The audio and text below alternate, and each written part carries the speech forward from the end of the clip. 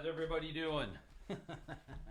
Sorry for the strange introduction. I'm trying to figure out how to share to more than one page. My son Jesse's leaving right now. See you. Give me a call. Yeah.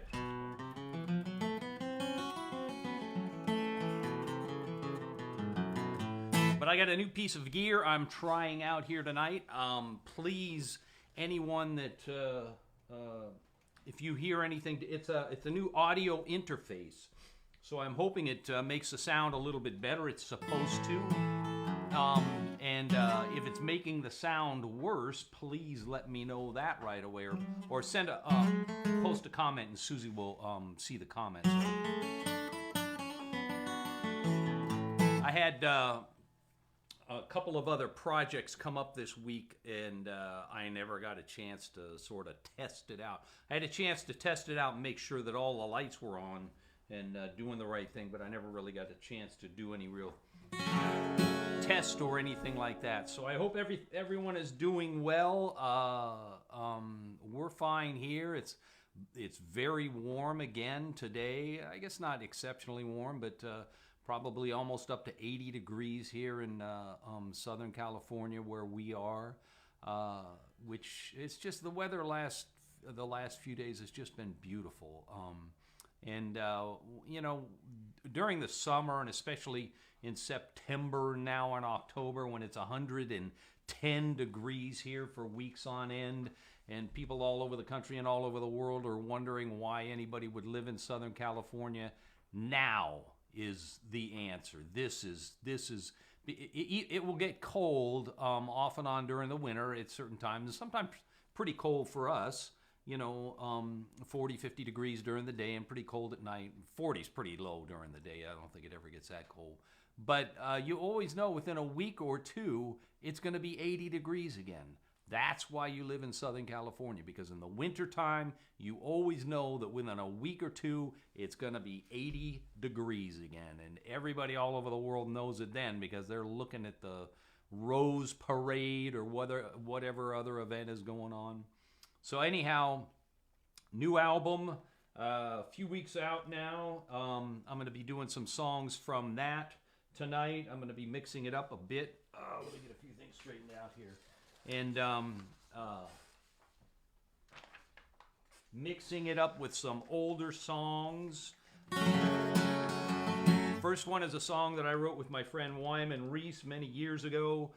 He brought me the lyric to this song.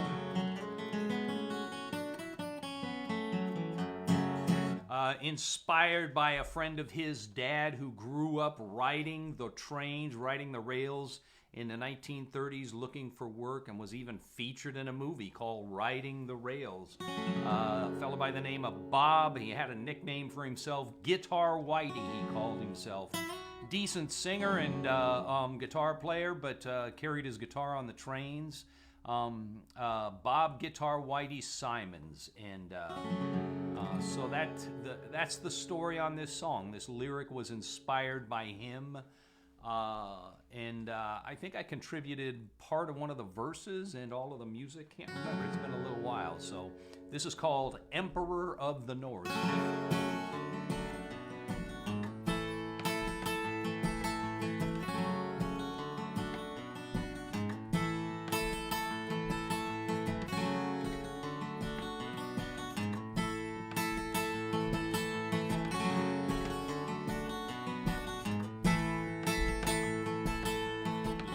John said, son, here's the deal.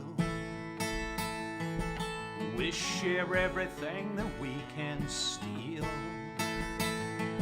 Well, it's a 60-40 proposition.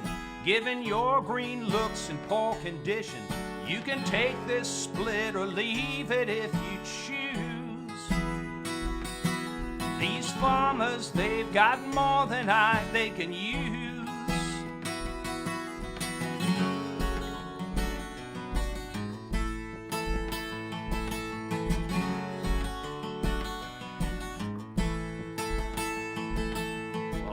Not saying it's the best of lives, yeah, but I've seen worse too mean wives. Boxcar beds, they creak and pitch. It's chancy work, you won't get rich. Them railroad dicks don't ever treat you kind. But a freer man you'll never hope to find. Well, I'm a king where I hold court. I'm the emperor of the north. If I have to, I'll just slip right through the cracks. I'm the freest blowing bastards, times forwards, sometimes backwards. I come and go, but my soul's tied to these tracks.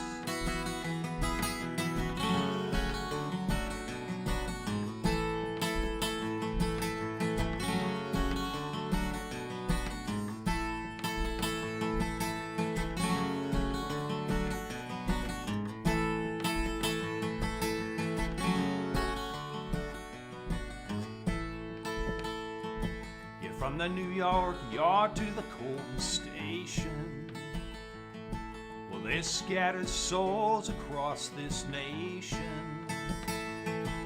Yeah, but honest sheep with thieves like us, don't turn your back on them you trust. We'll live like jacks before this ride is through. Do things no family man could hope to do. I'm a king where I hold court. I'm the emperor of the north. If I have to, I'll just slip right through the cracks. Well, I'm the freest blowing bastards, times forwards, sometimes backwards. I come and go, but my soul's tied to these tracks. Well, I'm a king where I hold court. I'm the emperor of the north. If I have to, I'll just slip right through the cracks. Well, I'm the freest blowing bastards, times forwards, sometimes backwards. I come and go, but my soul's tied to these tracks.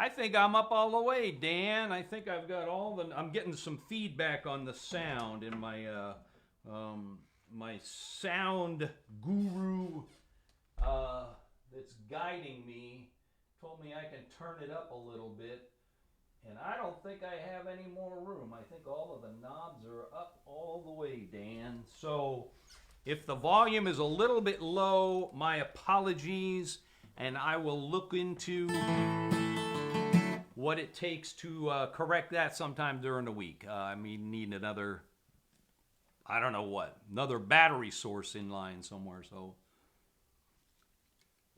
but that last song you may have noticed mentions from the New York yards to the Colton stations. And I've mentioned many times that I grew up, Susie and I both grew up out in San Bernardino, and the Colton station would be more correctly the Santa Fe rail yard, Santa Fe station there in San Bernardino. San Bernardino was a big railroad town. Susie's grandfather worked at Santa Fe there at the yards until an accident. So he was in an explosion, took his eyesight, and he was laid off with really, I mean, this was so long ago. Another reason here, I'm not going to get all political or anything like that, but there was not a lot of protection for workers back in those days, and he was let go with a measly, puny pension to live out the rest of his life, as you know, without any eyesight. Marty says it's slightly better. Joy says just turn up your TV. So my sister Joy has some advice. This is just going to make you mad, Martha, I'm afraid. But Joy says just turn up your TV. Joy has a cable, a connection, and she watches all of this on her big screen TV. But I apologize, Martha, because Martha has a very old computer, and I think she's kind of maxed out on volume. So anyhow, we'll try and correct this a little bit during the week, like I said. And my apologies again. So I'll do another song that's off of that same album. I used to, when I played these songs, when the album came out, and I was playing a lot of shows and playing all of these songs a lot, I would do these two songs back to back, kind of to open the show. This song and the next song, which is called "Walkin' to Jerusalem," both on the same album. And this song, "Walkin' to Jerusalem," is the first song that I wrote here in this house. That we had lived on the other side of town, about 2 miles away, for about 10 years, had been renting there. Long story, we're supposed to buy that house. Big drama, big mess. The gal reneged at the very last minute, and I was left running around town looking for houses for sale, and then evicted us on top of it. Very, very unfriendly. We'd been renting for 10 years, and she showed up with an eviction notice, just out of the blue, just no warning at all. Susie's getting exasperated because I'm sharing too much family story here, but anyhow, we ended up in this house, and this house has been wonderful. It's been fine, this is the first song that I wrote in this house. I wrote this on that red guitar that I tour with. If you've seen me traveling, a red Martin guitar that I bought from my good friend, Mr. Dave Alvin, sold me that guitar, and I've used it for it's been all over the country and all over the world. Brought it home to this house, and this song kind of fell out of the guitar. This is called "Walkin' to Jerusalem."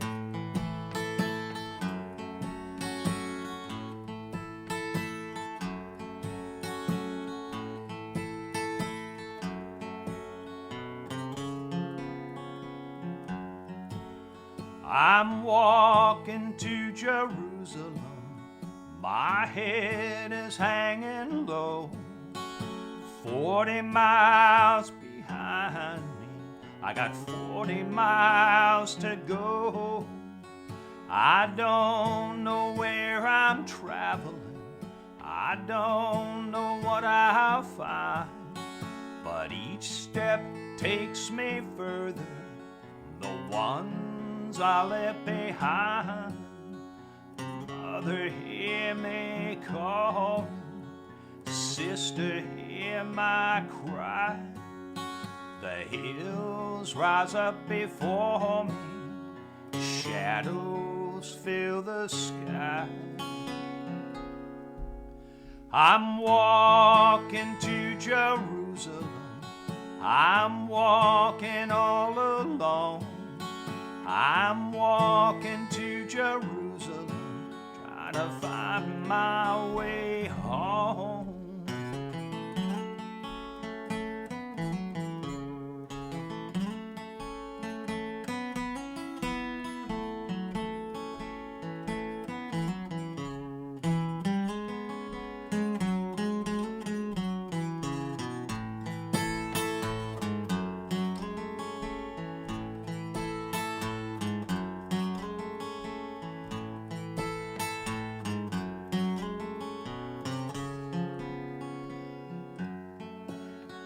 I'm walking to Jerusalem, my head is hanging low. 40 miles behind me, I got 40 miles to go. I don't know where I'm traveling, I don't know what I'll find, but each step takes me further, the ones I left behind.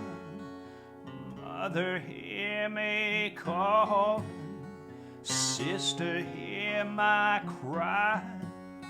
The hills rise up before me, shadows fill the sky. I'm walking to Jerusalem, I'm walking all alone.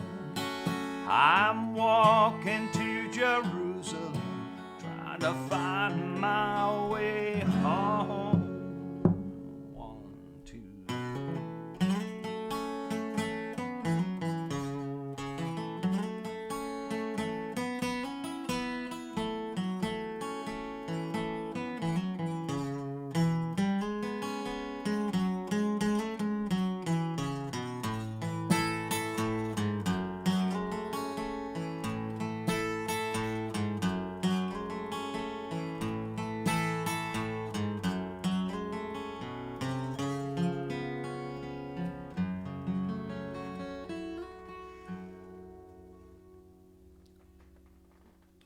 Thank you very much. So I got a thumbs up from Susie. What does that mean? Well, Cindy says the sound is really much better.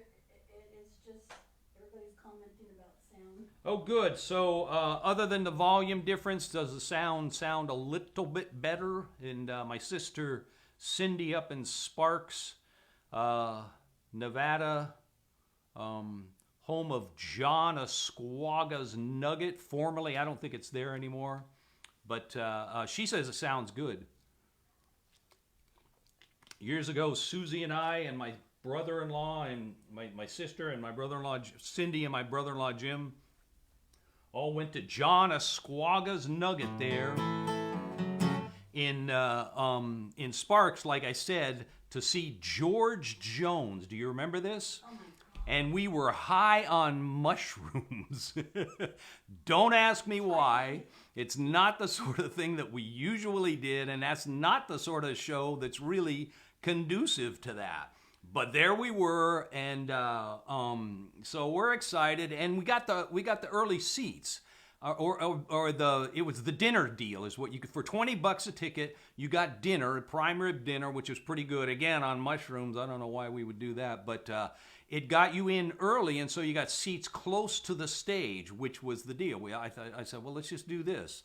So we had the seats right down in front, right next to the stage, and nowhere on the billing, nowhere on the poster, nowhere on anything, the ticket or anything when we were walking in the door was this announced that Tina the baby elephant was the opening act.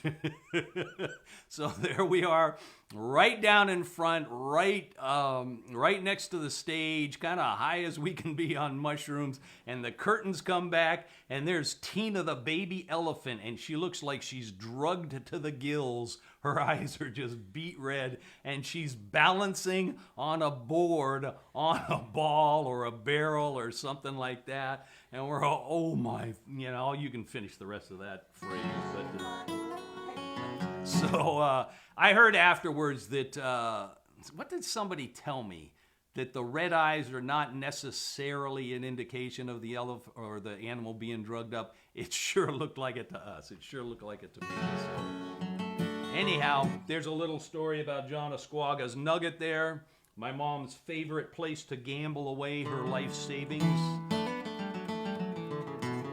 I'm going to do another old song. This is off the first album that I released as a CD. This is called Georgia Pines.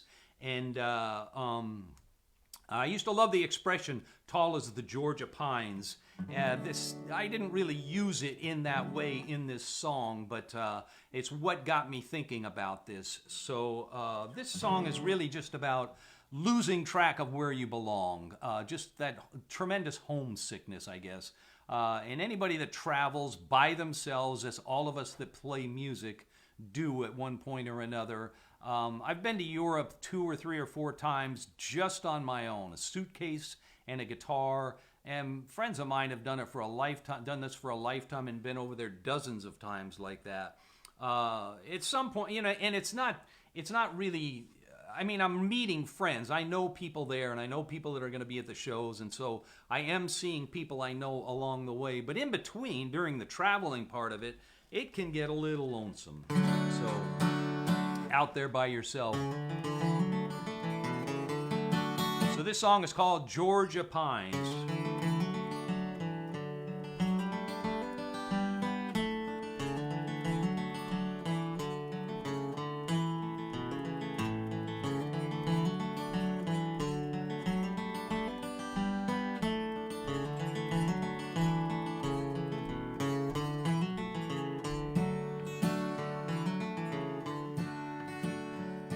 Ah, those deep Georgia pines full of blackberry vines, where the air smells so sweet and so pure.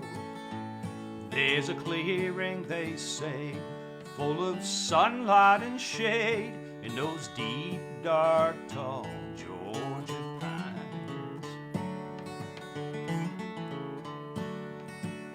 Well, I should never have left for Virginia, but there was something I just had to say. From the day I lost sight of my home and my kin, there's been a black cloud following me. But those deep Georgia pines full of blackberry vines, where the air smells so sweet and so pure.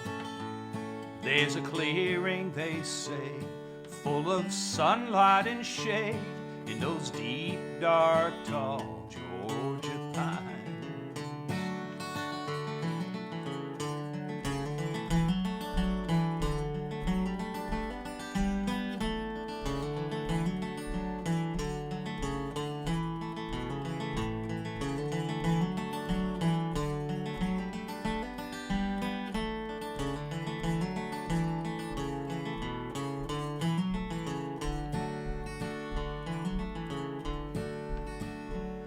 To the people I meet, I'm a stranger.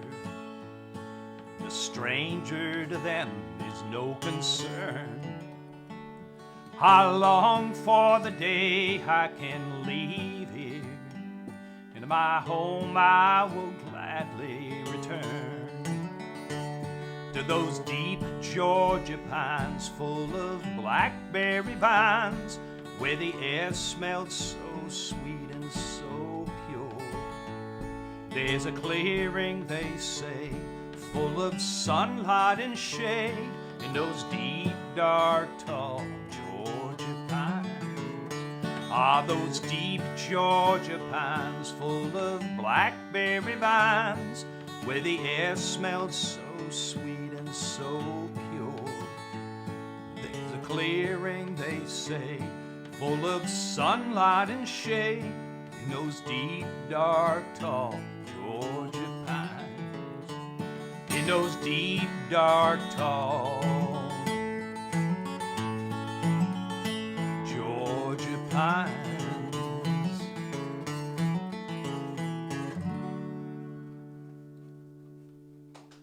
So that's from the Buffalo Show, the first album I released on CD many years ago. Made it with my friend Gary Mandel at his house in the late hours of the night, because everybody had work schedules.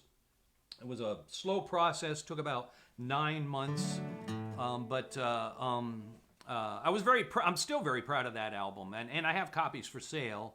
But I was thinking of what I was going to say. The first album that was the first album I released on CD. The first album I released of mine was I released on cassette only. And I'm just kind of proud of that in a goofy way. It doesn't really mean much, I don't think, to anybody else but me. So, and I have copies of that too, but not many. So I'm going to do some songs off the new album. I'm going to show it to you again just because it's here, and it's do a little plug for it. The new album is called Love and Desperation. I've gotten some amazing reviews, wonderful reviews. Very happy about that. It's being promoted to radio, starting to get some airplay. Very happy to hear that. So I'm going to do a few songs. I'll do a couple of songs and mix it up a bit. A couple of songs. I won't play just songs from the new album, but it occurred to me that when I was singing that song, I was thinking about telling that story about being high on mushrooms and seeing George Jones, sharing a little bit too much, as Susie will tell me afterwards. But I thought about it, and it occurred to me that a week or so ago I had posted on Facebook for Dave Alvin's birthday a photo of Dave and I from McCabe's, some show I played with him many years ago, probably about 20 or more years ago. But I talked about the first time I saw the Blasters, and Susie and I and a couple of friends of ours went to the Palomino and saw the Blasters, and I talked about how we had been high on mushrooms when we saw the Blasters for the first time. So it's probably beginning to sound like we were high on mushrooms a lot. We really were not. There was maybe a handful of times, twice that were pretty memorable musically, and the others were just kind of dumb, crazy party things. But this was before kids, pre-kids, and we were still kids, so we did crazy stuff, I guess. So, we're not high on mushrooms tonight, I can assure you that. So here's a couple of songs from the new album. This first one is called Blues Stop Knocking at My Door. It's a song by a Louisiana fellow, kind of swamp rockabilly fellow by the name of Al Ferrier. I first heard it, a version by another great Louisiana, East Texas kind of guy by the name of Lazy Lester. His version is pretty awesome too. This is called, like I said, Blues Stop Knocking at My Door. Blues stop knocking at my door. Can't you see my heart is sore? Blues stop knocking at my door. What chance has this heart of mine? I keep losing all the time. Blues stop knocking at my door. Oh, why can't misery set me free and let my love come back to me? Everything I do is wrong. In a crowd I'm all alone. Blues stop knocking at my door.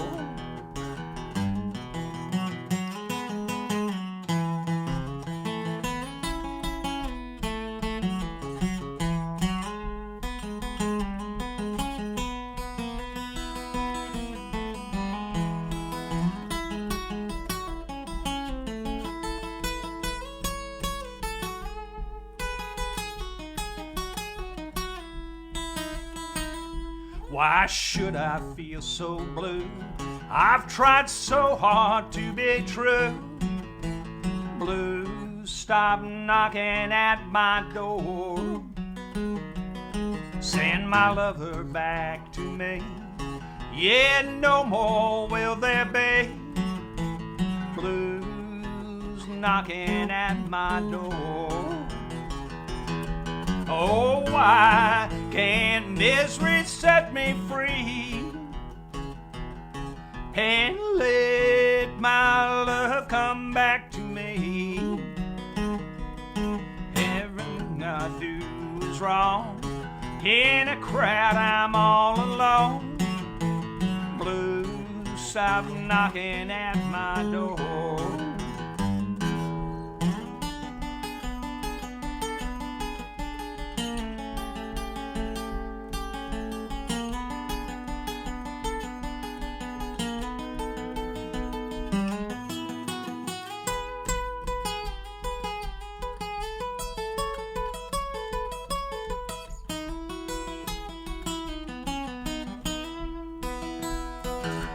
Oh, why can't misery set me free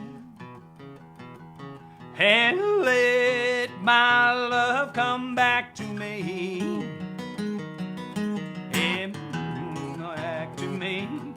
Yeah, no more will there be blues knocking at my door. Send my lover back to me. Yeah, no more will there be blues knocking at my door. Yeah, blues knocking at my door. Oh, blues, stop knocking at my door.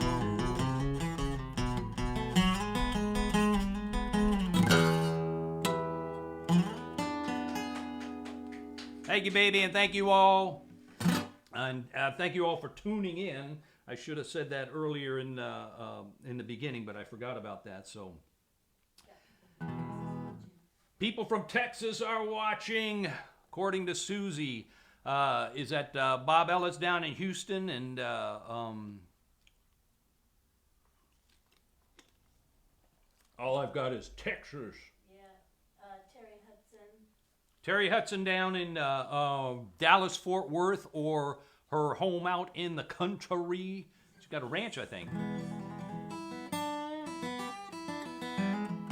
So I'll do another song off of the new album. This next one is called Down at the Bar at GYPSY SALLY'S, and that's GYPSY SALLY'S is, of course, a reference to the great Townes Van Zandt song, Tecumseh Valley, where he talks about a bar called GYPSY SALLY'S, or a person named GYPSY Sally that owns a bar, I guess. But in this song, I just kind of populated it with just... it really has nothing to do with the Townes Van Zandt song, other than that reference there, I guess. But I just kind of made this up. It was one of those songs that I wasn't really sure was going to be a song until it was completed, till all of the pieces were there, and then I listened to it and it's like, yeah, that's good, that works. But I'm still a little rough playing it on acoustic guitar solo, but I'm going to do it here now. But I populated this with a lot of characters that I imagine would have been great to see in a bar, in a rowdy bar scene, in a kind of crazy, sort of dangerous bar sort of situation. I've been in a few of those myself over the years. My experience has always been, if you're looking for trouble, in the places that I played anyhow, if you go in there and you're looking for trouble, it's not hard to find it. You're going to be able to find it. But if you just go in there to have a good time and have some drinks, your chances are pretty good that, you know, nobody's really going to bother you. So that's been my experience. None of us are going to bars these days, or at least not many of us. And this is my ode to the kind of the bar scene, I guess. This is called, Down, as I said, Down at the Bar at GYPSY SALLY'S.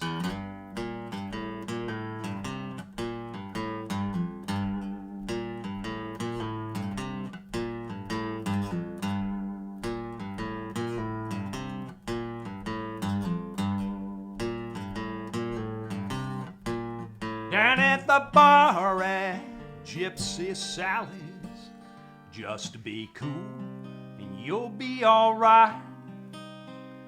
You can pick your pills or pick your poison, but man, you sure don't pick a fight.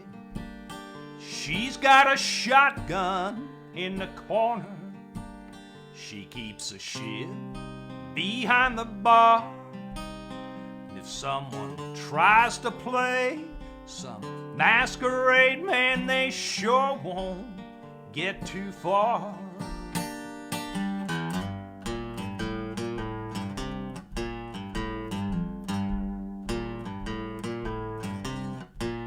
Down at the bar at GYPSY SALLY'S, Stagger Lee is shooting pool. Little Walter's in the alley, making a mess of some poor fool.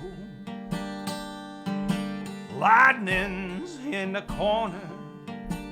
Frankie Lee is with the band. Thelma pulls a pistol out, says she's going to shoot some man. You know, it's not some grand illusion. Yeah, it's not some wicked dream. The whiskey smells like dynamite and tastes like kerosene.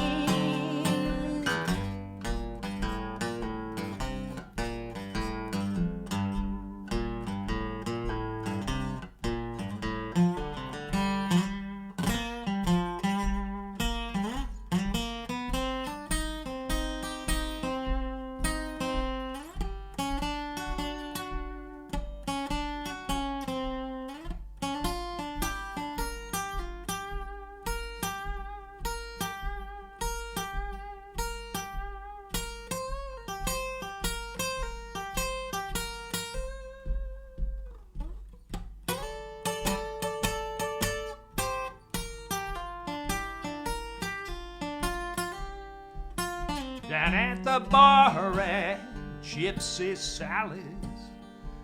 No one ever asks your name. Delilah's taking numbers.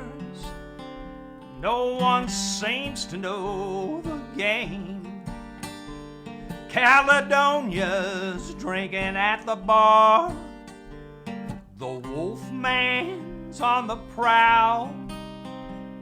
And just before the sun comes up, you might hear him start to howl down at the bar at Gypsy Sally's. Down at the bar at Gypsy Sally's.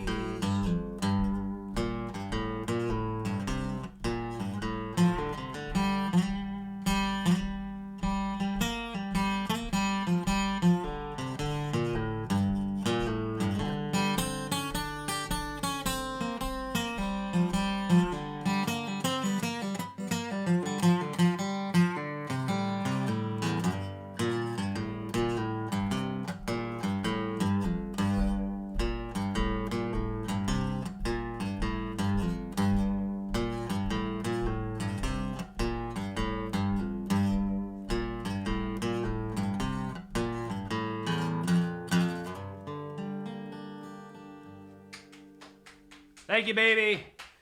So that's down at the bar at Gypsy Sally's. You got somebody watching from Abbotsford, British Columbia. Abbotsford. So we have somebody listening from Abbotsford, British Columbia. Are they just giving you like locations? Warren, yeah, everybody's coming in from someplace. Warren Grossland. Warren Grossland in Abbotsford, British Columbia. Howdy, howdy to everybody. I should say some hellos. Martha, who I kind of mentioned earlier, my dear friend Martha in Saxton's River, Vermont, up where they've been so sensible about the election and so sensible about this pandemic. They make all of they're the adults in the room and the rest of us are the kids here, it looks like. Vermont, when you look at the maps, Vermont is the only place that shows some green, shows some sensible colors, and the rest of the country is just like flipping out and losing its mind, I guess. But my sister I mentioned up in Sparks, Nevada, with her family, Jim, and oftentimes granddaughter Kessie and my niece Darcy and her husband Mike. And my sister Joy out in Rialto. I'm waiting for you to give me a couple of more names there, baby. My cousin Kenny's watching. Matthew's on, Mike Donahue. My son Matt is watching. Bill Kuhn up in Seattle. Mike Donahue up in Chicago. Howdy. Bill Elfring. Gary Elfring. Gary, who we used to play in bars, not really together, but in competing bands back in San Bernardino, the cowboy bands, the cowboy bars, the honky tonks and stuff. Oh, and from high school, Bob York, who is, I think, well, you got a couple of different places that you seem to result, but he's up in Crestline a lot of the times, which is where Susie and I hooked up, as they say. I had an old place up in Crestline in the old part of town that was so old, but it was the coolest, really the coolest place I've ever lived. And I'm not going to go into too many details because I've already shared so much tonight already. But we had a good time while we were up there before we had kids. And but it was up at the top of 60 stairs, 60 or 65 stairs. I think it was 67. 67 is the number that Susie remembers. And so after my son Matt was born, he was the first, he's our oldest. All of the stuff that comes along with kids, it was like, yeah, this is not going to work. So we moved down to San Bernardino where the houses were much more level, the property. So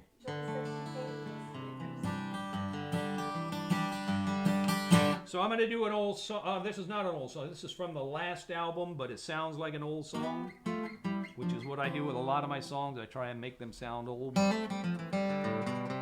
This is a blues. This is called Sweet Little Mama.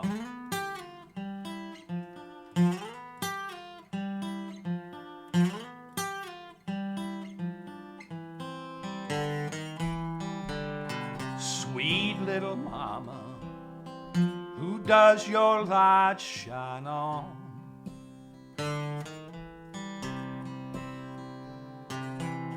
Sweet little mama, who does your light shine on?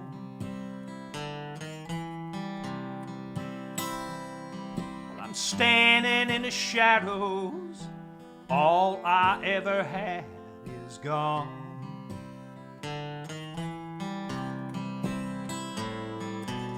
Sugar in the morning will last the whole day through.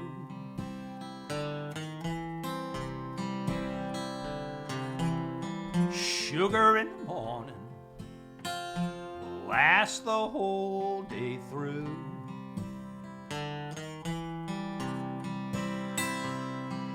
Sugar in my coffee, baby, tastes just like you.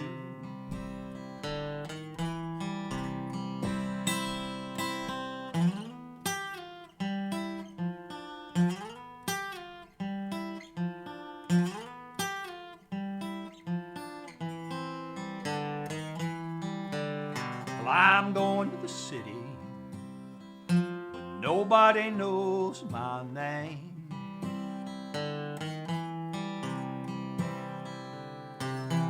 Well, I'm going to the city, but nobody knows my name.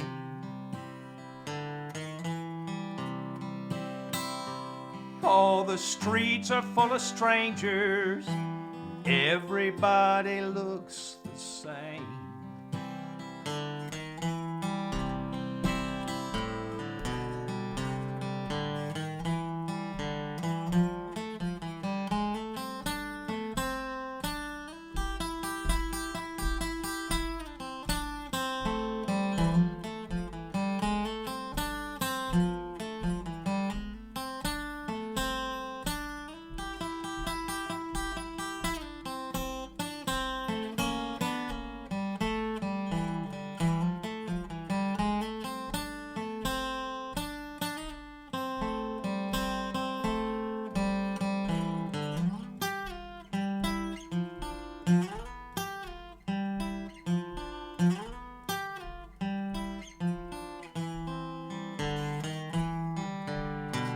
Tell me, little mama, where did you stay last night?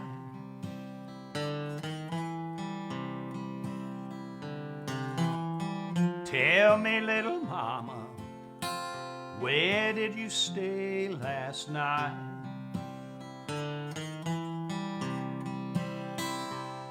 And did you stop to think about me when you turned out the lights?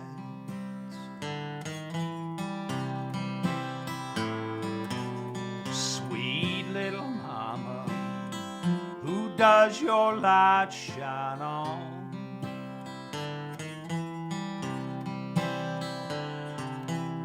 Sweet little mama, who does your light shine on?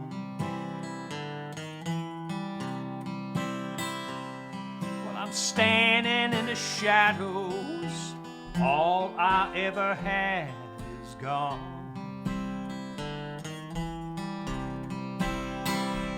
Well, I'm standing in the shadows, all I ever had is gone.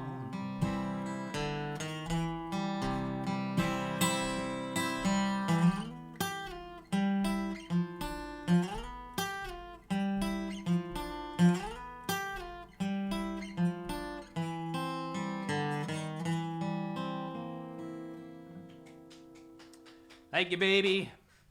So I want to say hi to Bonnie Braun. She's usually listening in Arizona. Our friends David and Claudia up there on the hill in Silver Lake. I'm trying to think of who else. And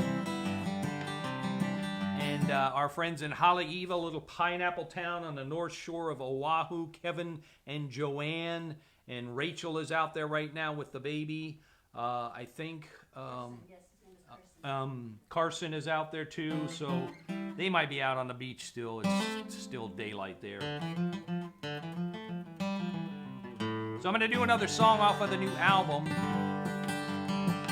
This is called Big Rain is Coming, Mama. And I've been kind of sending this out to...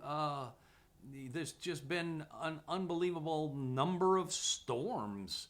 Hurricanes and hurricane-force storms that have plowed into Louisiana, Florida, all of the islands out there in the Caribbean, Texas. So I think it's done. I don't know. I'm not sure. But certainly if there's any more storms, just send these out to anybody in the path.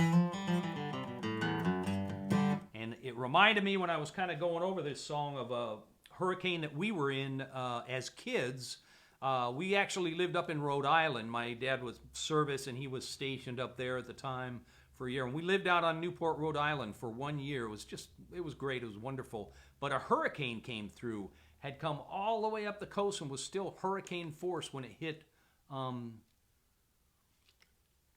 when it made landfall, as they say, and hit the island there, Newport, Rhode Island. It wasn't terribly strong at that point, but we did go through it, and I remember the eye of the hurricane passing over us. But my mom put us outside. I've talked about my parents. They were not good at being parents. They just were not really cut out for that job. They were great at a lot of things in their personal lives, but they were not really very good at being parents. But honestly, we probably wanted to be outside because we didn't really want to be inside with them. It was a small house, so we didn't really care. All it was really doing was really raining pretty hard. It was pretty windy. It was raining hard and everything. But my mom put us in the backyard during the hurricane, and then she wouldn't let us back in because we were a big mess. We were all muddied up and wet and everything, and we were trying to get her to let us back inside, and she was just telling us, shut up, and whatever she was saying.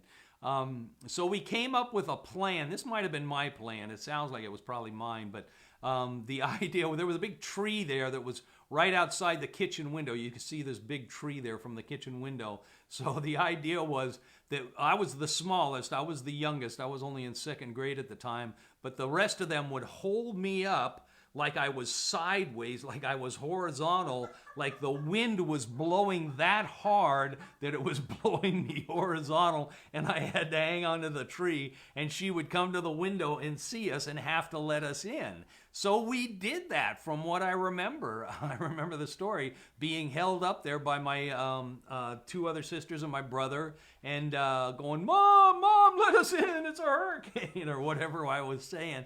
And it took a while, and then she finally came to the window, and all she did was rap on it. She had a ring on her finger, I think, and made a bunch of noise. She rapped on it and said, knock it off, you kids, and then walked away, didn't let us in. So.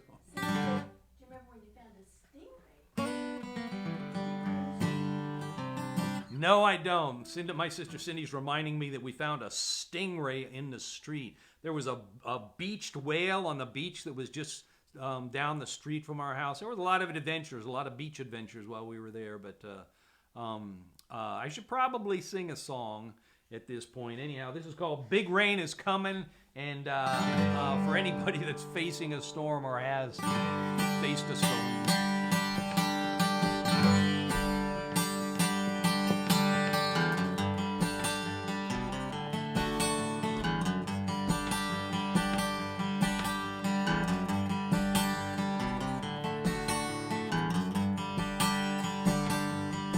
Well, the big rain is coming, Mama. They're batting it down. Hey, the rich folks all leaving. The big boats already left town.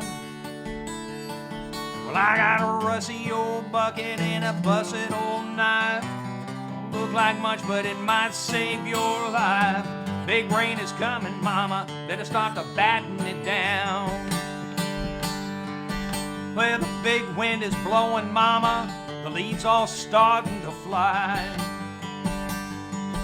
You better close up your windows, bring all your chickens inside. Well, it starts with a whisper, turns into a scream. Things start to shaking like you never seen. Big wind is blowing, mama, the leaves are starting to fly.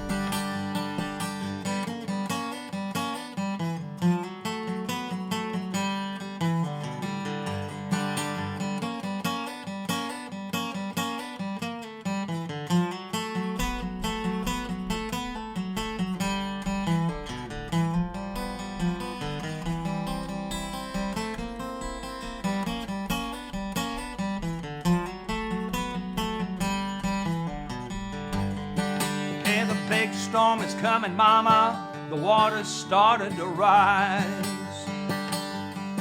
You better start to take cover, try to find a place you can hide. Yeah, let go of your grievances, it's time to move on. Say a little prayer, mama, we might all be gone. Big storm's coming, mama, the water's started to rise.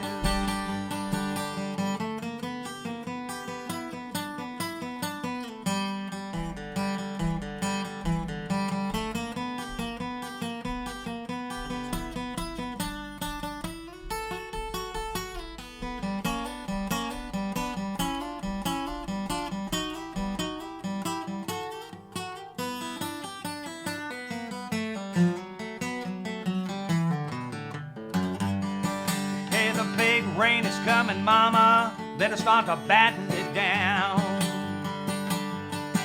Hey, the rich folks all leaving, the big boats already left town. Well, I got a rusty old bucket and a busted old knife. Don't look like much, but it might save your life. Big rain is coming, mama, better start to batten it down. Well, I got a busted old bucket and a rusty old knife. Don't look like much, but it might save your life, mama. Big rain is coming, mama, better start to batten it down. Hey, the big rain is coming, mama, better start to batten it down. Hey, the big rain is coming, mama, better start to batten it down.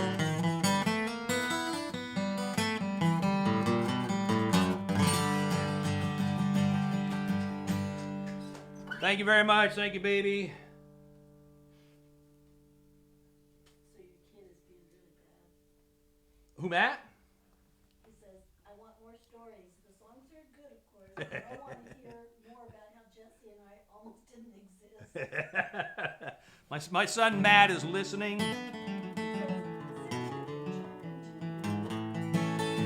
And he said he wants to hear more stories. I share probably more than I should, and he knows that he's asking to hear some more, what did he say, stories about how he and his brother almost didn't exist, I guess. Yeah, it was always going to happen, Matt. It was in the cars. It was in the stars. It's fate. You might have had different parents, but you would have been here one way or another. I'll do another song off of the Buffalo Show album. That I was talking about earlier with Georgia Pines. This is a song called, and another song kind of about, with trees in the title, with a tree in the title, type of tree. This is called Sycamore Grove. It's a story of a young girl that sort of disappears under mysterious, it's not explained or anything. She just sort of disappears.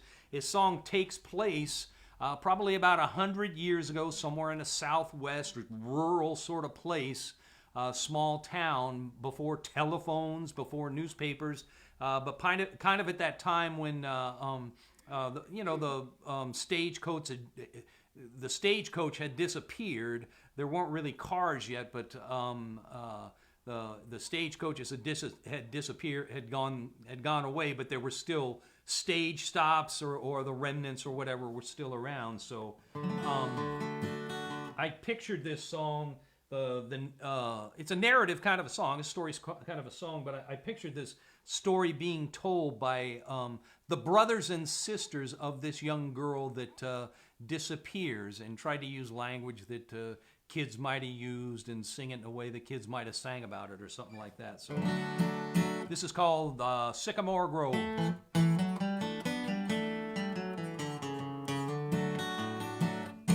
I'm going to do that again. I don't like it when I play that so sloppy like that. And I did it again. I don't play this song very often.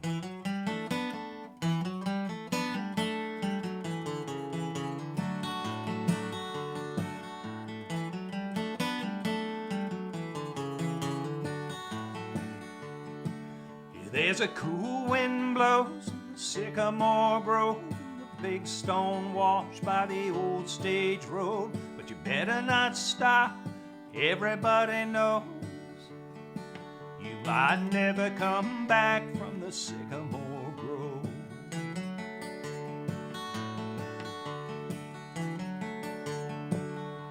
Mama told sister, you better act right.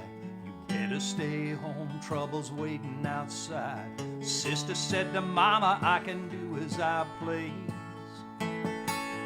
We watched her walk away in the evening breeze.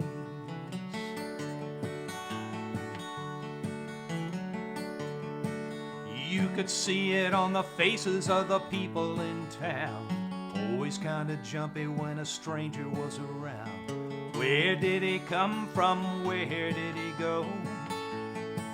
And what happened that night in the Sycamore Grove?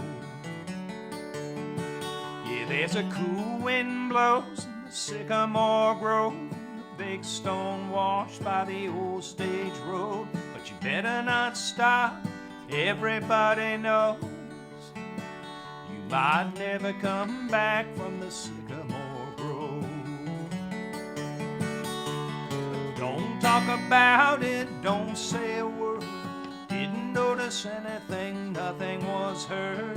Never heard a whisper, never heard a sound. Never ever was a trace of anything found.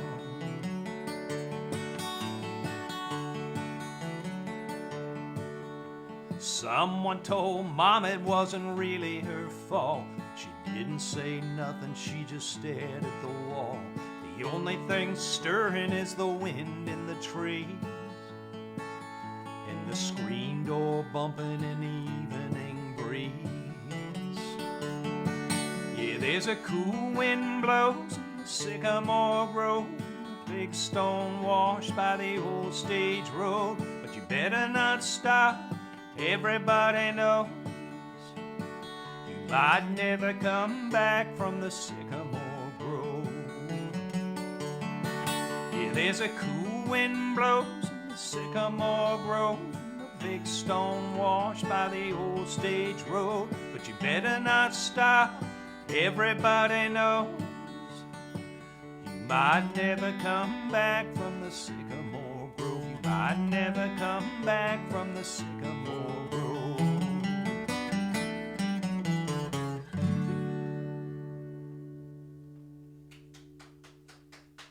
Thank you very much. I like that song a lot. That's a simple little guitar picking part in that song that just seems to be very easy to mess up. Are you raising your hand to tell me something there, baby, or just stretching? I'm stretching my shoulder. We have the baby over here today. Liam was over here for a while. Nikki and Liam came over, and Matt and Jesse were actually here also working on cars. But Liam is he's walking. He'll do a short distance. He won't. So most of the time he wants to be assisted. You know, a couple of fingers.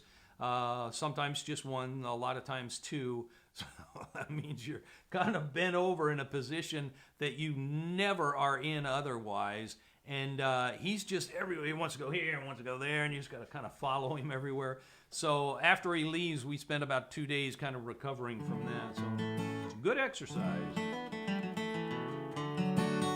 I'm going to sing a song, another song, a couple of songs, I think. Yeah, another couple of songs off of the new album. This first one is called Juanita, Why Are You So Mean? Juanita is Susie's mom's name. She doesn't usually go by that name. In fact, I don't think she likes it very much. She's told me that. I call her Jenny sometimes. I hear some of the family call her Juana, but most of the time she's called Guggum, which is what the oldest granddaughter, Jennifer, when she came along, she was the first, and she tried to say grandma or whatever she was trying to say. It came out as Guggum, and that's what she's been called ever since. And I even called her that a lot of the time too. Her kids, of course, call her Mom. But anyhow, this song is kind of about her story when she was getting together with Johnny, her husband, Susie's dad. He was sort of kind of trying to get her attention, or trying to, and they were meeting up in some places, and she was sort of giving him a hard time and giving him the brush off. She wouldn't tell him her name. When she did tell him her name, she told him her name was Rosie, it is not, of course. And after a while, they did get together, of course, had 7 kids. And Johnny's gone, unfortunately. Anyhow, this is kind of the story as I imagined it of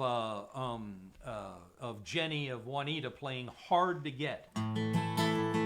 As I said, Juanita, why are you so mean? And the Spanish lyric on this song, which I love a lot, my friend Tony Zamora wrote this part of it. And it talks about, I'm under your spell, I can't believe this, I can't, and it talks about Tolowachi, which is a psychoactive sort of love potion that you got to get from the back alley sort of curanderas. Anyhow, this is Juanita, why are you so mean?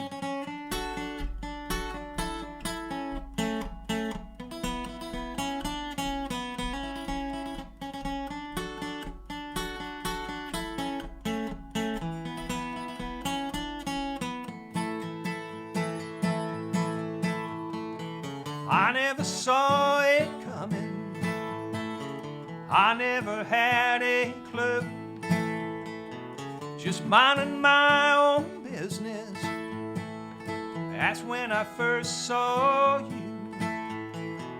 I liked your rings and necklace, I liked your long black hair, I almost fell to pieces, you didn't seem to care.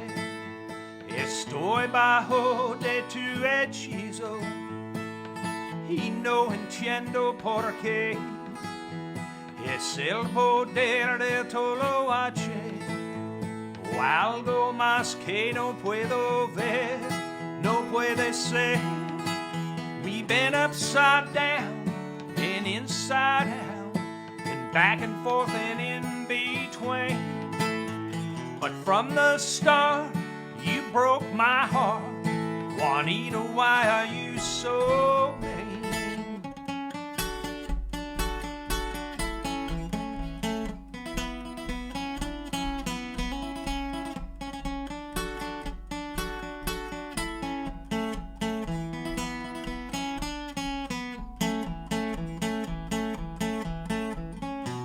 I heard it from your mama, I heard it from your friends. That girl will leave you crying and broken in the end.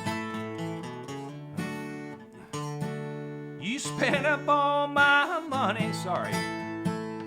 You almost lost my car. I'm sorry we got started. Sorry that it went this far. Juan ciego puede ser un hombre.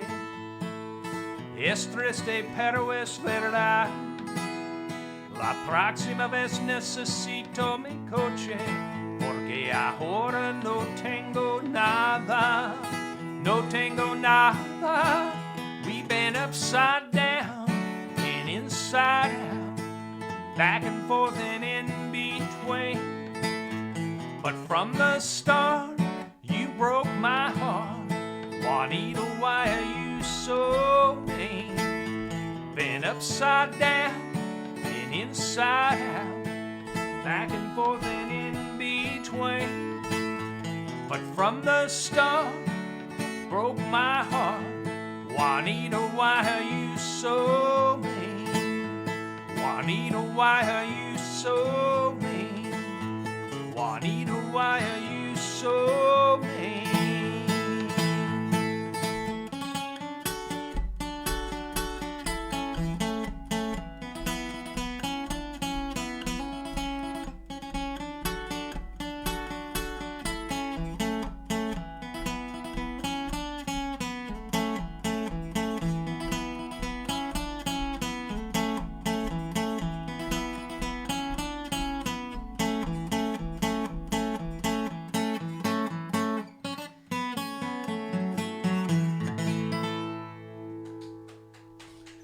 Kind of fumbled my way through parts of that. I apologize for that. I seem to be a little rusty here tonight, but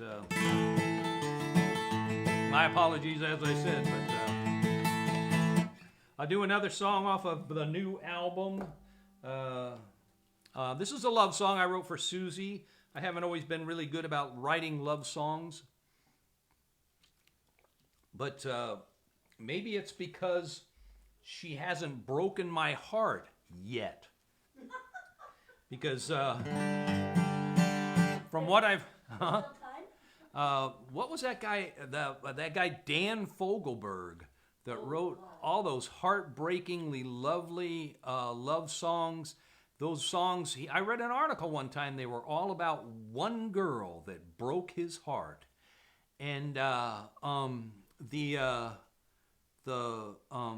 the group Trio Los Panchos does a number of songs. I can't remember the songwriter's name. I would have to look it up again. But there's one song where my mother-in-law Jenny had told me about this, and I remember looking this up.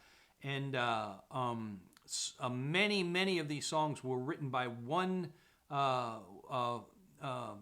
guy, Mexican songwriter, that again had his heart broken by one girl, and in that case, it was a very popular film star of that era. This is like a long time ago, 30s and 40s, and she had just it was just like a little affair for her. The way I read about it, she had just she was kind of playing with him. She was kind of toying with him.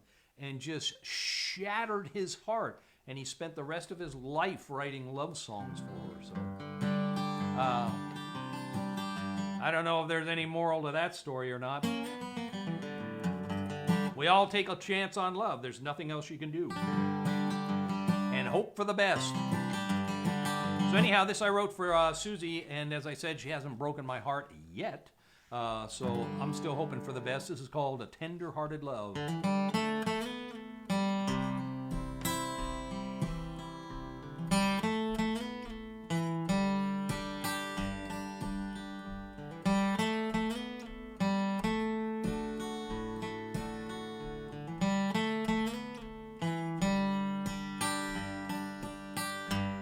You can see it in her eyes,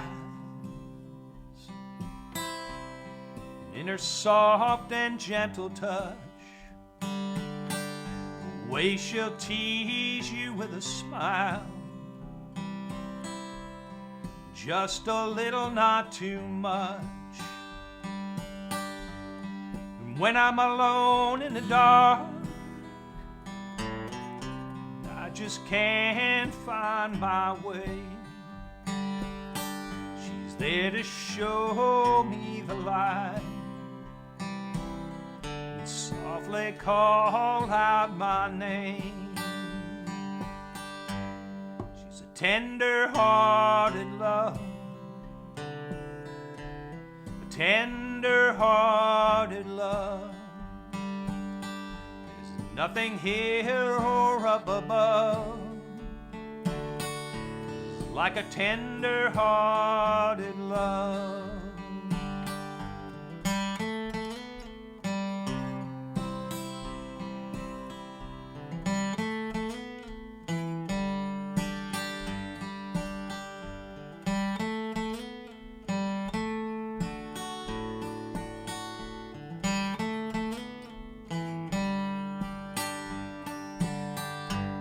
on a sweet magnolia morning. All the blossoms on the tree is a simple kind of wonder in every single thing she sees. And when I'm alone in the dark, I just can't find my way. She's there to show me the light and softly call out my name. She's a tender-hearted love, a tender-hearted love. There's nothing here or up above. It's like a tender-hearted love. She's a tender-hearted love, tender-hearted love. There's nothing here or up above. It's like a tender-hearted love. Sha-la-la-la-la, sha-la-la-la-la, sha-la-la-la-la, sha-la-la-la-la.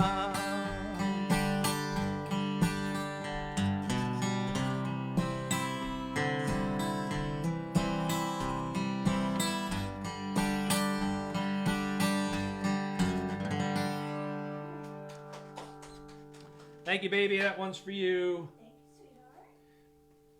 Thank you, sweetheart. So there's a, I'm going to say happy birthday here to, it's Tommy's birthday. Is it today or was it last week? Last Thursday was Tommy's birthday, but they're celebrating it today. Tommy is soon to be 29, but he's going to be our or our nephew-in-law.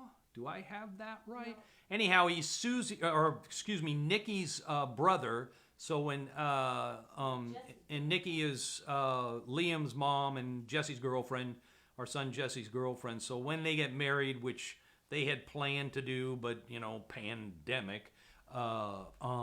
Anyhow, when they get married, maybe we're not actually related. Maybe he's still just Tommy. Jesse's brother-in-law. Oh, he'll be Jesse's brother-in-law. So anyhow, happy birthday, Tommy, 29 years old. Tommy is actually a pretty good entertainer himself here locally in the San Gabriel Valley. He plays some of the bars, and he's always been kind of a wild kid in the neighborhood. They lived right down the street when we first moved here, Nikki and her family, and Nikki and her two brothers and her mom and dad. And Tommy was the wild one. He just was. There was one time that I may have this story wrong, but it's become sort of mythic here in the neighborhood at this point. He came barreling out of the driveway, a little downhill slope to the driveway in their house, came barreling down the driveway into the street without looking on his bicycle and crashed into a truck. He hit the truck. The truck didn't hit him. He hit the truck. And if the way I remember it is, he kind of shook it off and got on his bike and rode away, and we all stood around looking at the truck, talking about the damage to the truck. So that was... Susie's telling me he went to the hospital. I'm going to stick with my story. I like my story better. But he wasn't too shook up over it. I think everybody was more worried about the truck. But like I said, Tommy's he's a good singer, and he writes some songs, and he plays in some of the places here locally, and I was going to give him a little bit of showbiz advice, just real quickly. Two things to remember. One is don't ever follow kids or animals, and especially don't follow kids and animals. So don't ever follow a kid act or an animal act. You'll be destroyed. And the other is just a bit of general showbiz advice. Just remember that death is easy, comedy is hard. So those are my two bits of advice to Tommy. Do well. And I'll send this song out to you, and I'll send it out to my sister Cindy and Kessie up there in Sparks, Nevada. Song from the last album called Hold On Jake. Kessie sings it as Hold On Kessie. And we did I made a great video with my friend Ron Resnick with this song. Ron is just a great, I don't know what style you could call it, verite or just, he's wonderful at taking a lot of different images and mixing them together, and he kind of really excelled on this song. So, well, we got a response from Tommy here. Thanks for the shout out, Rick. Appreciate it. Can't wait to see you. That truck's still shaking.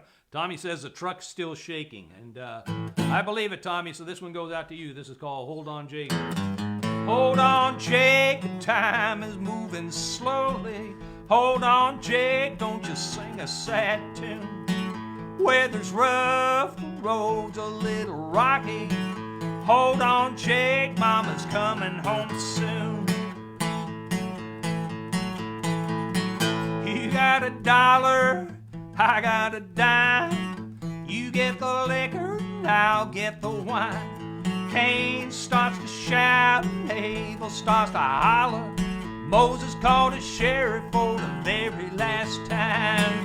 Hold on, Jake, time is moving slowly. Hold on, Jake, don't you sing a sad tune. Weather's rough, the road's a little rocky. Hold on, Jake, Mama's coming home soon. You got $1, I got a dime. You get the liquor, I'll get the wine. Cain starts to shout, Abel starts to holler.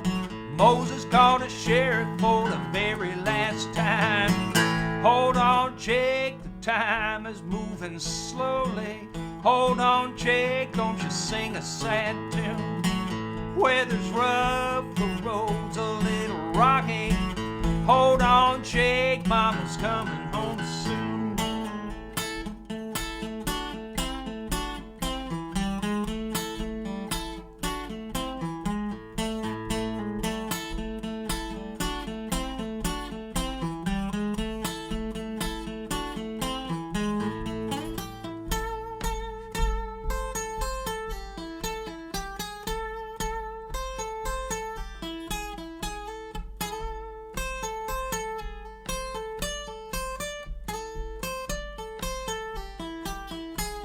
You can hold on to faith, hold on to something, hold on to whiskey if it gets the job done. Throw it all away, it's all a little risky, like some old hound dog just laying in the sun.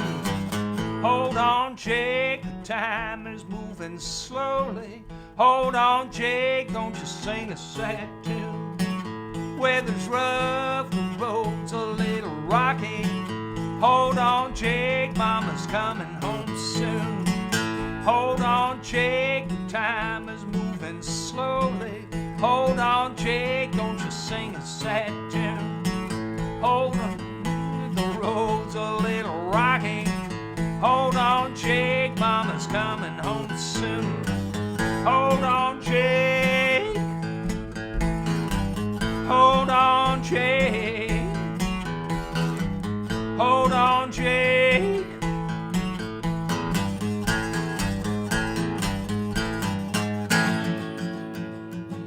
Hold on, Jake. So as I said, that goes out to Tommy on his birthday, or on his birthday, at his birthday celebration.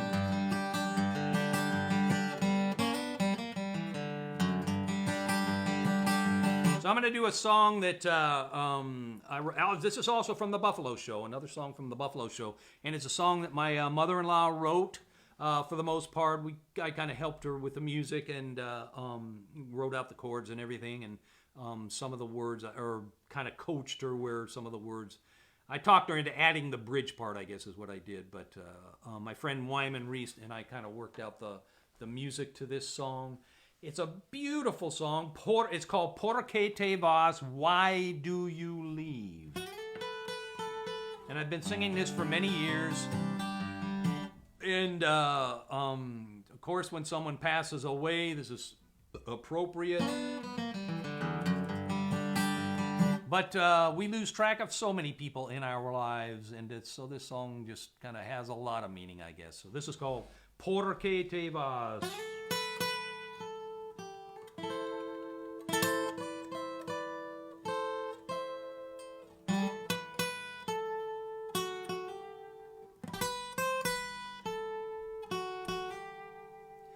¿Por qué te vas?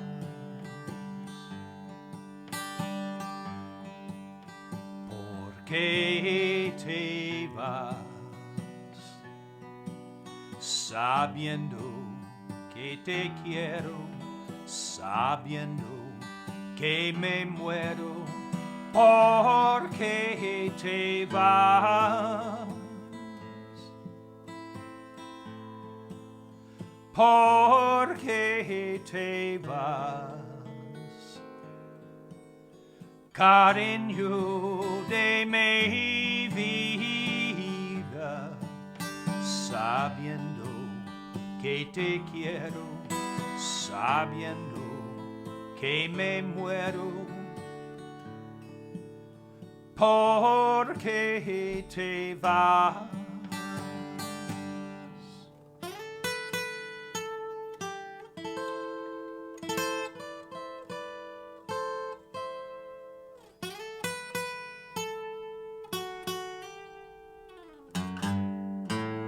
Si tú te vas, ¿qué voy a hacer?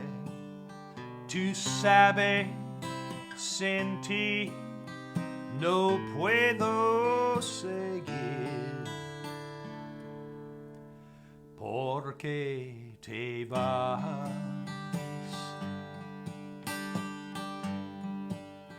¿Por qué te vas? Sabiendo que te quiero, sabiendo que me muero. ¿Por qué te vas? ¿Por qué te vas? Cariño de mi vida, sabiendo que te quiero, sabiendo que me muero. ¿Por qué te vas?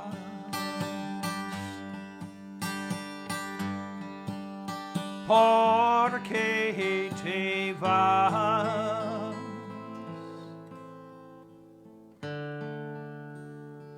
¿Por qué te vas? I think I made Susie cry.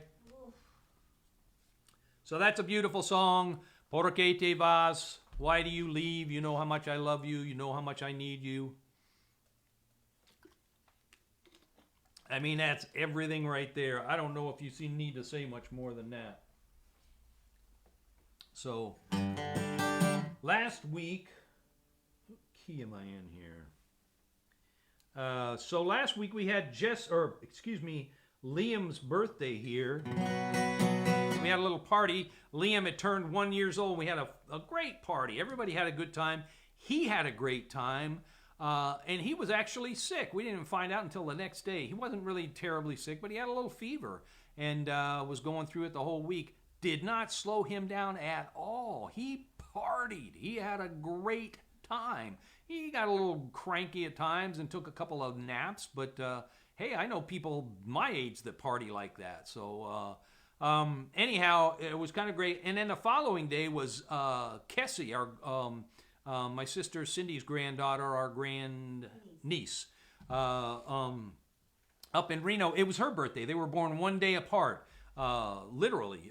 They're both the same age. They were born last year, November 14th and November 15th. So Susie told me on Saturday that I should sing this song to KYPSY, because KYPSY is named for kestrel, a beautiful, it's a bluebird. It's a beautiful bluebird. I'm trying to think of where they're, I'm not sure if they're out west. They must be out west. But anyhow, I'm not that familiar with the birds themselves, kestrels, but it's a beautiful bird, and that's what she's named after. Her name is Kestrel, and her nickname is KYPSY. So Susie said I should sing this song, but it was on Saturday. I had the set list written. She didn't seem to understand that it was already written. So it had been printed up and everything. So I couldn't, it was too late to kind of change the set list. So I'm going to sing it here for her now and wish KYPSY, a little KYPSY, a happy birthday, and send this out to Cindy and Jim and Darcy and Mike.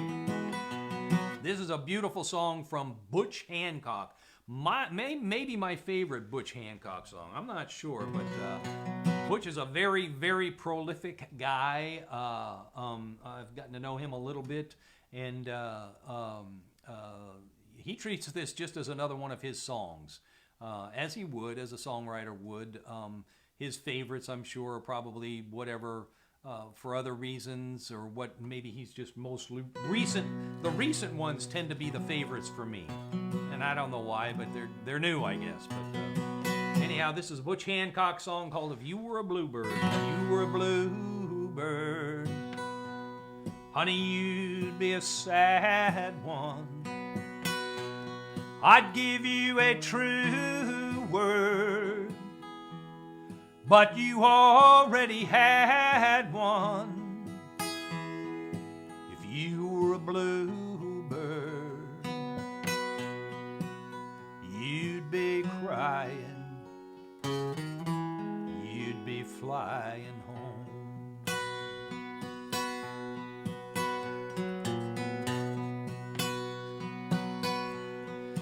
If you were a raindrop, you'd shine like a rainbow.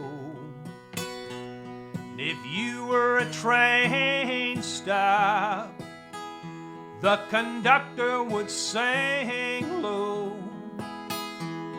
If you were a raindrop, you'd be falling, you'd be calling home. A hotel, honey, you'd be a grand one. But if you had a slow spell, do you think you could stand one? If you were a hotel, I'd lean on your doorbell, I would call you my home.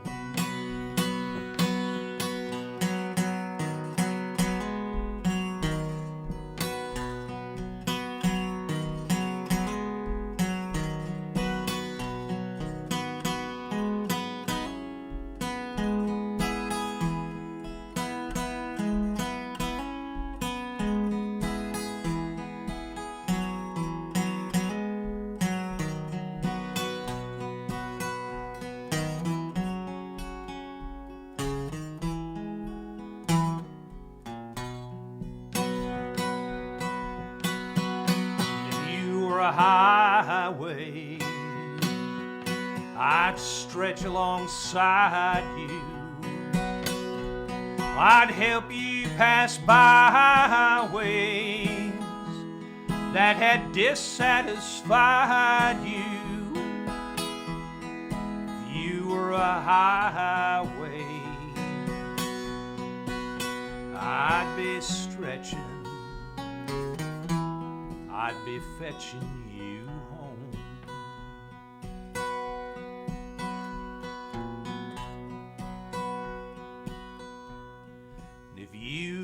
were a bluebird, honey, you'd be a sad one.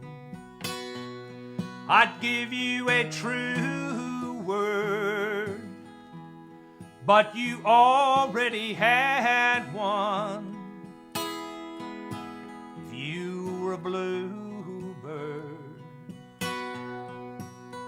you'd be crying, you'd be flying home. You'd be crying,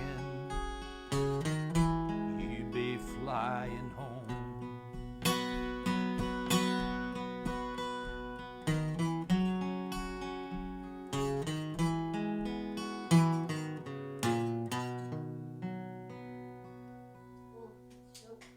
Beautiful song, Butch Hancock.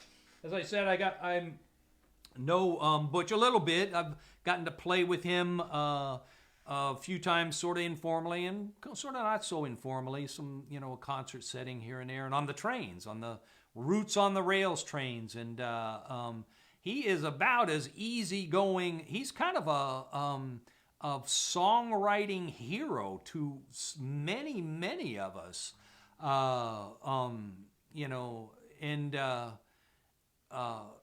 And he's about as easygoing and sort of really nonchalant is a word I would use about the whole thing. He's just, and with other people, even people that aren't musicians, I've seen him kind of interact, and you can tell that it's a big thing. They're talking to Butch Hancock, a musical hero, and he'll ask them a couple of questions and find out what they do, and pretty soon they're talking about fishing or cars or whatever they're interested in, and he's just as interested in it as they are. He's a well-rounded guy. He knows a lot about a lot of different things. But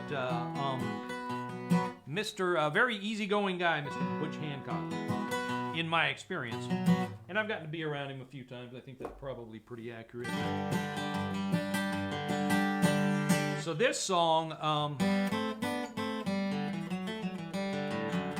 is also off of the Buffalo Show, but I also recorded it for the new album. So I re-recorded this.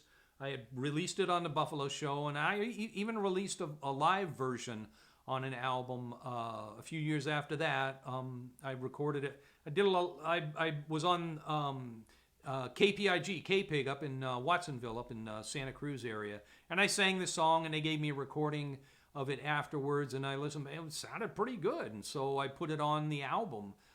So I've put this out on albums. This is the third time, which sounds a little crazy, I guess, but I like the song a lot. And I wanted to kind of update the version. The first version features my friend, the late, great Chris Gaffney, played accordion and sang on this. He also sang and played on the song I sang a couple of songs ago, Por Que Te Vas, both on the Buffalo Show. So this is a story, this is a song, a story of treachery and deceit.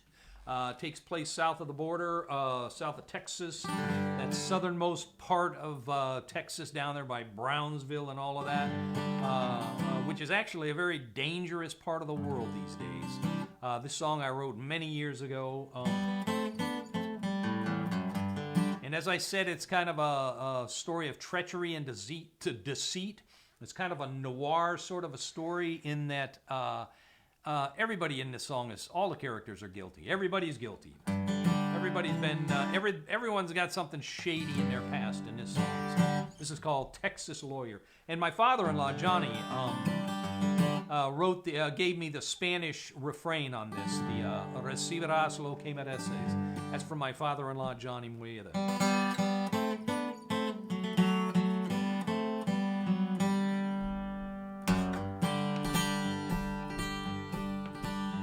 Down south of Matamoros, with the rattlesnakes, the sagebrush, and the sand, where the wind blows like the devil every day, until a man can barely stand. You can't expect too much, because there's not too much out here but dust and bones. And the best that you can hope is that the past you buried leaves you there alone. Avado was a troubled man standing by a storefront in the rain, talking to himself out loud and singing crazy blues about a train. People stayed away from him, you never could be sure what he might do. But I listened hard when he told me about this certain Texas lawyer that he knew. He said this Texas lawyer'd been around now once or twice since last July, asking certain questions, bringing cigarettes and whiskey as a bribe. He didn't say too much about him, but I knew the man that he was speaking of. And I knew this Texas lawyer was not the kind of man that any man could trust. Receive it, I slow came at essay. Order tustes and gaños. A cunning heart will always get what it deserves. Avado spoke of easy money. He said for such a simple thing to do. This Texas lawyer only wanted to know some things about a man I knew. He said he had a number he could call and we could meet somewhere tonight. Then he asked me for a cigarette, coughed and spit and asked me for a light. The moon was on the water and the darkness in the shadows hit us well. A voice came from a car parked by a fence. What it said I could not tell. I turned to see Avado with a gun he held and pointed right at me. I heard that Texas lawyer laugh as he stepped out of his car into the street. Receive it, I slow came at essay. Order tustes and gaños. A cunning heart will always get what it deserves. Yet trouble always finds a man who tries to hide an old unsettled score. And anyway, the smell of fear just seems to bring the buzzards to your door. The knife that I had hidden on my skin spoke like a cold and dark command. They found that Texas lawyer face down in the street, Avado's blood upon his hands. Receive it, I slow came at essay. Por tustes and gaños. A cunning heart will always get what it deserves. Receive it, I slow came at essays. Por tustes and gaños. A cunning heart will always get what it deserves.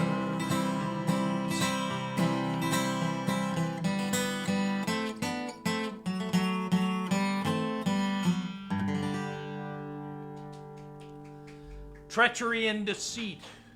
So that's the Texas lawyer, and I should have mentioned that my friend Wyman Reese co-wrote that song with me, and my father-in-law Johnny contributed the Spanish refrain, like I said. So, but Wyman is never listening. So anyhow, I try and mention him. He listened to the first couple of shows. He's listening to some obscure videos by the Faces or some other. He digs deep into rock and pop music, and I think that's probably what he is tending to listen to. Deep fellow, that Wyman. Oh, almost lost my water. So I'm kind of rounding it up here, and I'll do a few more songs. I want to say thank you very much to everyone for tuning in. A couple of more names I want to mention. Tommy Salcedo is often listening. Howdy, Tommy. Hope you're doing good over there on the west side. That's what we call... We live in, Susie and I live in Covina, which is in the San Gabriel Valley, east of Pasadena, about 20 minutes. The San Gabriel Valley is probably one of the first settled areas after the downtown area. Of course, all the downtown and, there's the great old, some great old neighborhoods there. But as the suburbs were being built, this house that we're in was built in 1953, so kind of that post-war housing boom. So San Gabriel Valley was one of the first areas to kind of be developed. So we're starting to get 75 years old here, getting pretty close. So, anything on that far west side is what we refer to. We call the west side. Santa Monica, that area, Palms. Anything certainly west of the 405, but even for us, just anything that's west of downtown is kind of the west side for us because it's a bit of a journey. And I also wanted to say hello to my friend Tom Gramlich, who is also on the west side over there, fine guitar player. Bruce Ray White is often listening, fine singer. Tommy Salcedo's a fine singer too. All of us are musicians, and most of us are all staying home.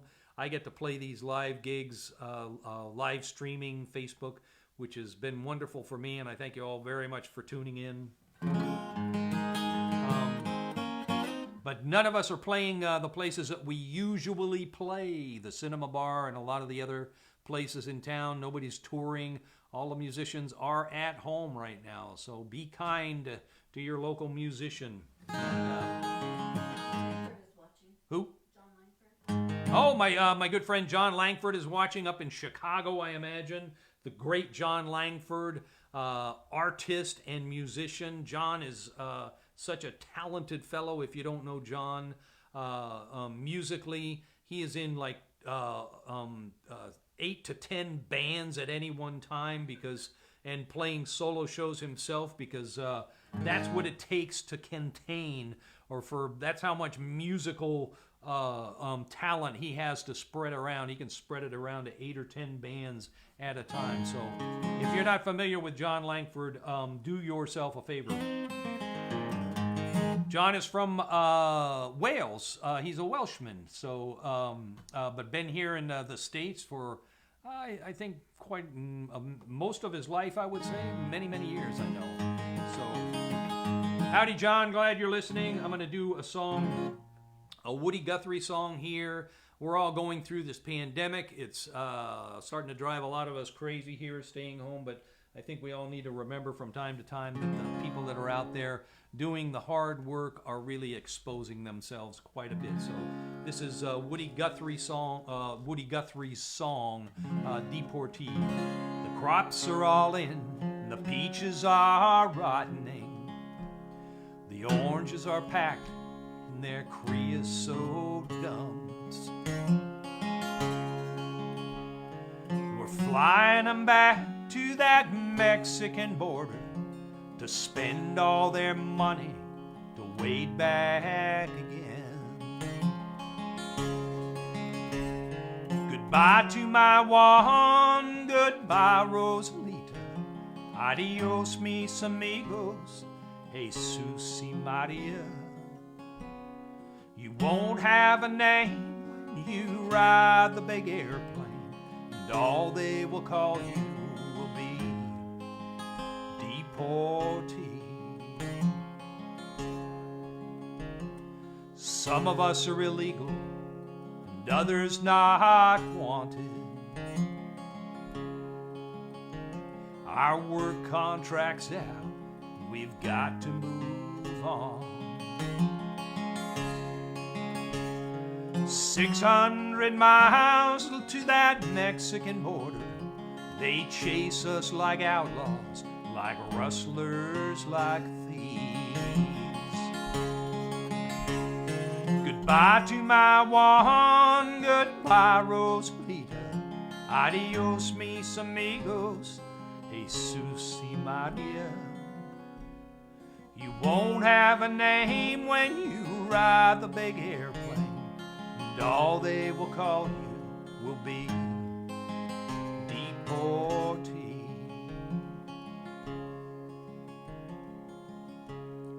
The sky plane caught fire over Los Gatos Canyon.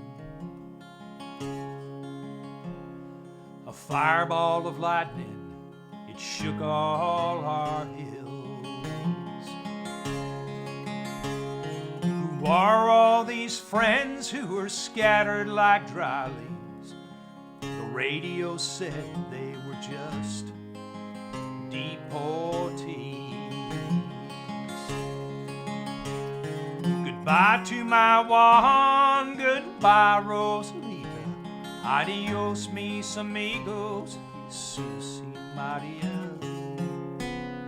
You won't have a name when you ride the big airplane, and all they will call you will be deportee. Goodbye to my Juan, goodbye Rosalita. Adios mis amigos, Jesus y Maria. You won't have a name when you ride the big airplane, and all they will call you will be deportee. And all they will call you will be deportee.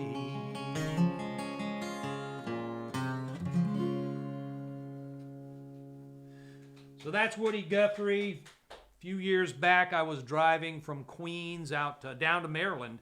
I'd stayed with my friend Billy Davis out there in his fine house out there in Queens area. And the route was taking me right past Coney Island. So I left early in the morning and I stopped off and went down to Mermaid Avenue. And the house that Woody Guthrie lived in, that address is now, that house is gone. But I went one block over, and the same address, there was a very similar house that I could see. And there was still a lot of the old houses in that neighborhood. The old marketplaces were on the corner. And I could imagine Woody and Cisco Houston or Leadbelly or whoever he was hanging out with, walking down to the market in the morning whenever they got up and picking up the newspapers and walking back to the house. And that's where this song came from, was from the newspaper account of the plane crash in Los Gatos in whatever year that was, in the 1950s, and all the farm workers that were on board and the pilot and everybody perished in that. That's still a newspaper account that you can dig up and read about.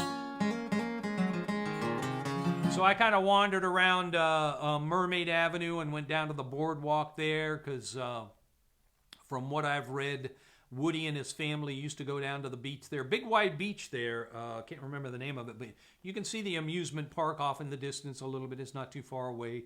Coney Island, and a big wide boardwalk that is featured in so many songs. Under the boardwalk, they're singing about the boardwalk there at Coney Island. I didn't go underneath, but it was a chilly day. It wasn't really a beach day, but nice, beautiful, big, wide beach. And there's photos somewhere that I've seen of Woody and his family there on the beach there. So it was a big experience for me, kind of seeing all of that. So I'm gonna do one more song here and say goodnight. I thank you again all for tuning in. I'm going to do another song that I wrote for my sweet little Susie. This is called Sweet Little Poacha. And as I've said before, my family was sort of vagabonds. You know, my dad was in the service, so we moved around all over the place. Transferred every 2 to 4 years, even as often as 1 year. I said earlier that we've stayed in Rhode Island. And before we came out to California, we moved all of the time, and we didn't really see the extended family. They were up in, his family was up in the Boston area, New Hampshire, Nashua, and we'd see them occasionally. And my mom's family, it was a very strange thing. We didn't even know she had a family until years later. We were older, so she had kind of cut ties with her family. So we were like this sort of dysfunctional unit moving around the country. And as I said, my parents were not good at being parents. So when I started going with Susie and met her and her family, very large, loving family, and the extended family, all were for the most part in San Bernardino still, or that area at the time. And all stayed in touch. They had all grown up together. All the cousins would get together every weekend for not quinceañera, but birthdays and weddings and that sort of thing. They're Methodists, right? Presbyterian. They grew up as Presbyterians, so there were no quinceañeras. But they got together. She had a church. I went to it one time. It was the service for her dad. I wish I would have gone to it more. There was a little church on Mount Vernon there in San Bernardino, and she told me when she went there as a kid, when they would go there as a kid, her and her whole family going to church on Sunday, everybody else in the congregation was part of her family, was part of her extended family. It wasn't a big church, about 150 people. Yes. So there was 5 other congregants that were not related to she said there were 5 other people that went to that church, congregants that were not related to her family. And I bet they wished they were, or they felt like they were. But anyhow, the large extended family, Susie's large extended family has always been a fascinating thing to me, and I've written about it in a lot of ways. So this song kind of talks about it in a lot of ways, and it talks about Susie growing up. This is called Sweet Little Poacher.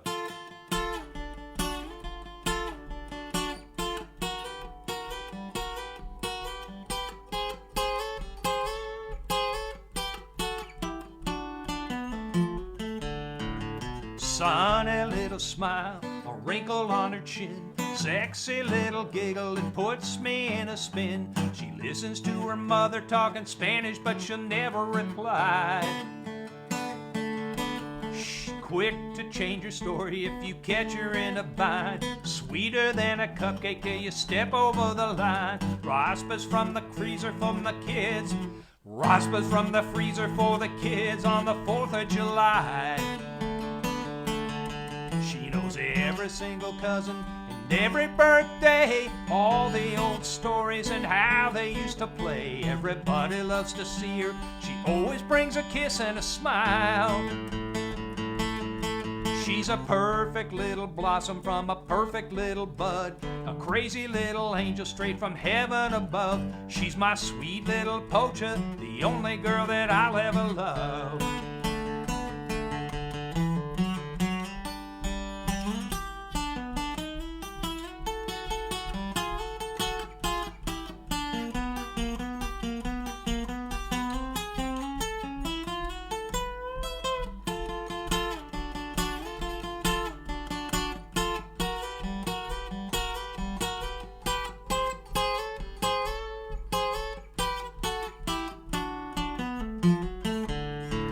She can spot a bargain quicker. She loves the Gary Cooper and Hedy Lamarr, every old film and every old star. She cries when she hears a mariachis, but I never know why. She can start to get a little bit jealous when she gets that little look in her eyes. I start to think about what I did. I start to looking for a place to hide. She's a perfect little blossom from a perfect little bud, a crazy little angel straight from heaven above. She's my sweet little Poacher, the only girl that I'll ever love. Chorizo for breakfast, salsa in a cup, homemade tortillas, I can never get enough. She's my sweet little Poacher, the only girl that I'll ever love. She's my sweet little Poacher, the only girl that I'll ever love. She's my sweet little Poacher, the only girl that I'll ever love.